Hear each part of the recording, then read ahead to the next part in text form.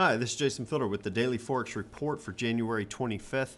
We're looking at the US-Japanese yen pair. This particular pair gapped down a little bit on the open and has continued down just a hair.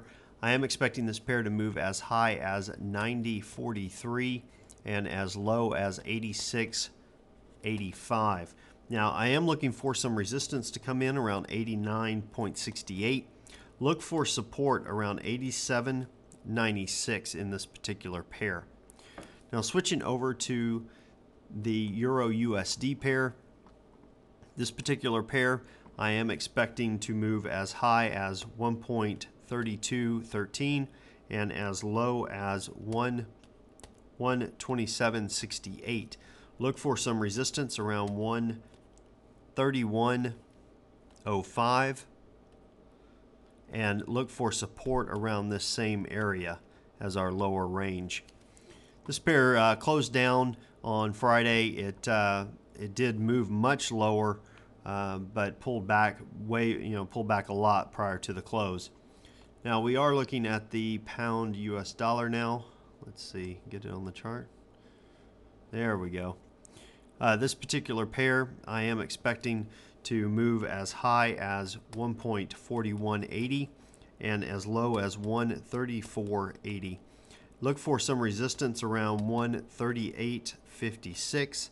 Look for support around 136.18. Now this pair gapped down on the open, as you can tell. The odds are, though, or the probability is that this will retrace back to the previous Friday's close by the end of the week. There's a very high percentage that will occur, around 89.1% of the time that's going to happen. So definitely look for that movement.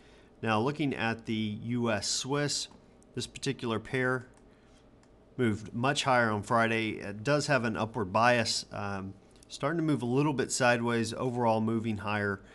Did pull back though a little bit. It was interesting to me that it closed within the range of Thursday. I was thinking that we would close above it and actually close above Wednesday's close as well, but that didn't happen. Now this pair gapped down just a little bit, not very much at all.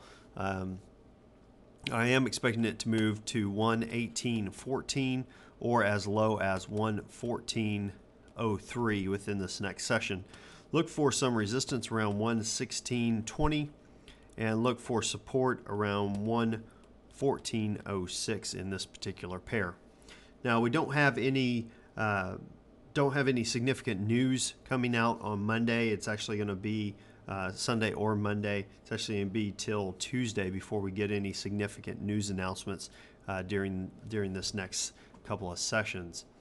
Well, that about does it for today. Until next time, this is Jason Fielder. Good trading.